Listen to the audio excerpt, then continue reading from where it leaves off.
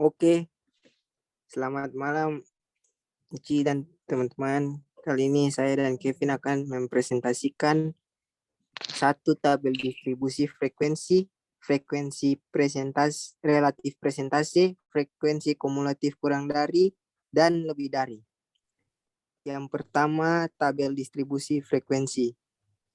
Langkah-langkah membuat tabel distribusi frekuensi yaitu menghitung jumlah banyaknya kelas interval. Rumus K K1 tambah 3,3 log 80. Di mana K adalah jumlah kelas interval, N adalah jumlah data observasi, dan log adalah logaritma. Pada setiap kelas mempunyai kelas interval.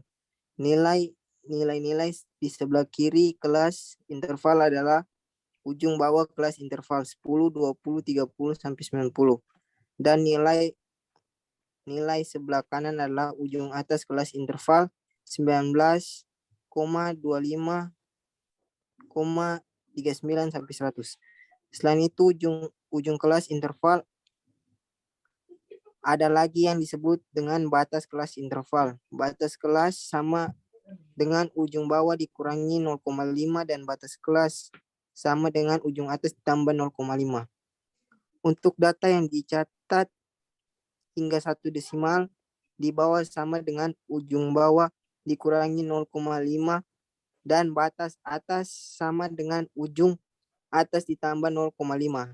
Jika data hingga 2 desimal, batas bawah sama dengan batas bawah dikurangi 0,005 dan batas atas sama dengan ujung atas ditambah 0,005. Gitu seterusnya. Dari tiap kelas interval biasanya diambil sebuah nilai sebagai wakil kelas, yaitu menggunakan di sini ialah tanda kelas interval yang didapat dengan menggunakan aturan atau rumus tanda kelas sama dengan 1/2 ujung bawah ditambah ujung atas. Interval nilai bawah dengan nilai atas sering disebut dengan panjang kelas interval.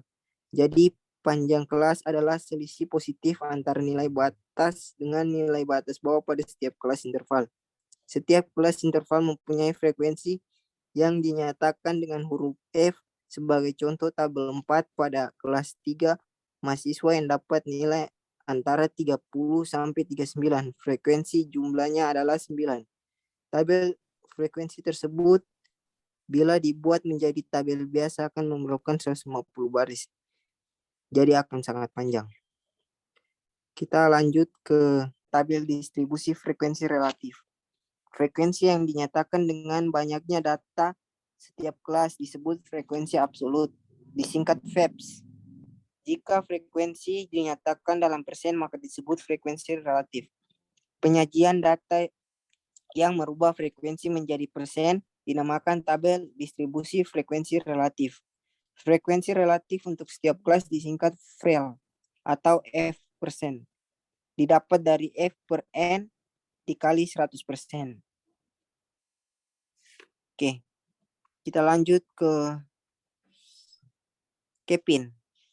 Distribusi frekuensi kumulatif kurang dari. Kumulatif setiap nilai adalah jumlah nilai kelas dengan di bawahnya.